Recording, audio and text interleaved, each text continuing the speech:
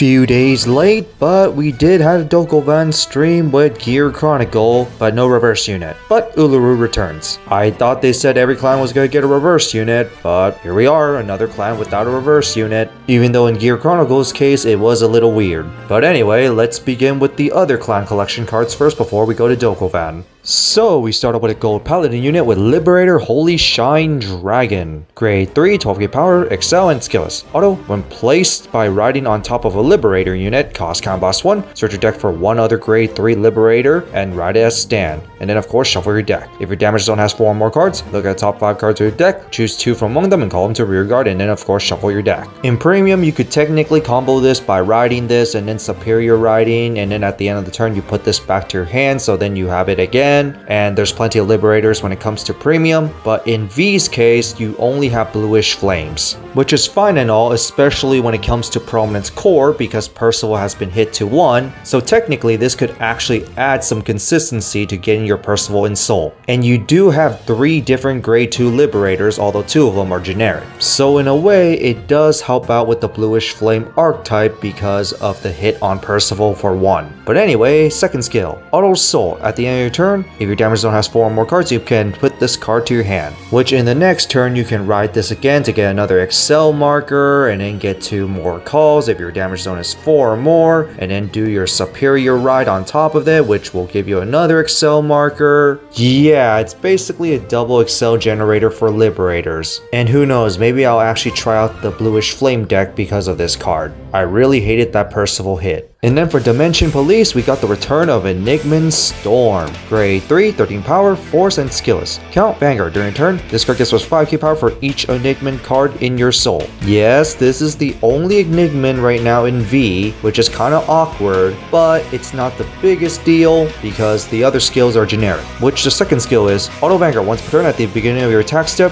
if this card has 20k or greater power, until the end of turn, this card gets plus 1 crit. If it's 35k or greater, drive plus 1. If it's 50k or greater, it gets this skill. Auto Vanguard. Once per turn, at the end battle of this card attack cost, discard 2 cards from your hand, stand this unit, and change this unit's drive checks to 0 until the end of the turn. Like I said, the second skill is going to be very generic. First off, the 20k power isn't even hard because force markers exist, and this one already generates a force marker, and Dimension Police is known for gaining power to their Vanguard. So of course, there's a lot of cards that will help out with that. Not only that, you can also use Bad Black and Superior Ride this, which will give you 2 force markers in a turn, which will make it at least 35k power right there. So in many ways, reaching the 35k threshold isn't even hard, but I really like how Dimension Police are just getting all these random ass finishers that can do some superior rides or restands for multi-Vanguard attack. Yes, ultimate justice. And then to 2 Spike Brother cards, our first card is Skydiver. Grade 3, 13 power, force, and skillless. Auto, when placed on Vanguard rear guard, choose up to 2 normal units from your drop zone, put them in the bottom deck in any order, and then this card gets plus 5k power for each card you put.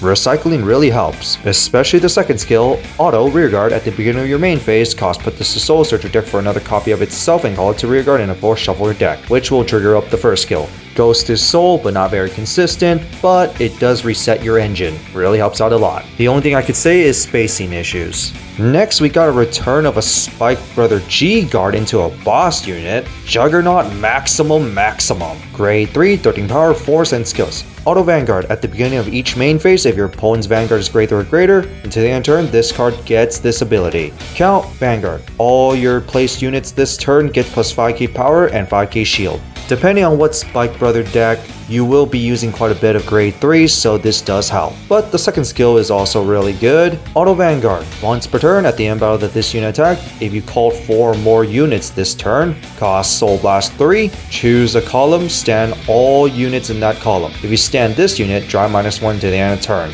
And then to the end of that turn, put all your rear guards to the bottom deck in any order. Because of course we're getting another Vanguard restander. And the call for 4 units for a turn is not really that hard, especially since Spike Brothers does a lot of multi-attack superior calling mid-battle. And remember, we also have a grade 2 that can attack behind the Vanguard. Maximum charge. Another unit Rising Nova could just take. And then for the Dokuvan stream, which are all Gear Chronicle. Our first card is Traveling with the Steam Gear Cat. Grade 1, 80 power and skills. Auto, when placed on Vanguard rear guard, look at top 3 cards of your deck, reveal 1 Steam item from among them and put it to your hand, and then put the remaining cards to the bottom of the deck in any order. Why not more Steam Maiden support? I was expecting it. Second skill, Auto Rearguard. When this unit boosts, this card gets plus 1k power for each card in the bind zone into the end of that battle. Steam Maidens are all about building cards in the bind zone, and it's not like many Gear Chronicles decks don't even use the bind zone, right? And this card will also be important with the next one, because our next card is Steam Maiden Eterina. Grade 2, 10k power and skills. Auto, when placed on Vanguard Rearguard, costs Counterblast 1, search your deck for 1 Gear Cat and call it to Rearguard in the same column as this unit, and then of course shuffle your deck. I mean, calling a specific booster isn't entirely bad either. But it also has second skill where Auto Rearguard. At the end of the battle that this unit attacked while boosting, costs Soul Blast 1, reveal the top 2 cards of the deck, choose 1 card from among them and add it to your hand and bind the other card. Not bad. First skill already guarantees your booster, so it helps out with the second skill, and getting another card and a bind really helps out a lot. And at least Steam Maidens don't need to worry about the grade 4 superior rides. Next, we got a return of a G-Guard Retroactive Time Maiden, Uluru. Grade 4, 15k power, and the skill is Auto, when put on Guardian, choose a card from your drop zone and bind it or put it at the bottom of the deck. This card gets plus 25k shield into the end of that battle. Not sure if you will have space to run a defensive card in V, but it is a tech option, especially you could technically count this as an early G-Guard for premium. And do keep in mind, both players don't even need to be at grade 3.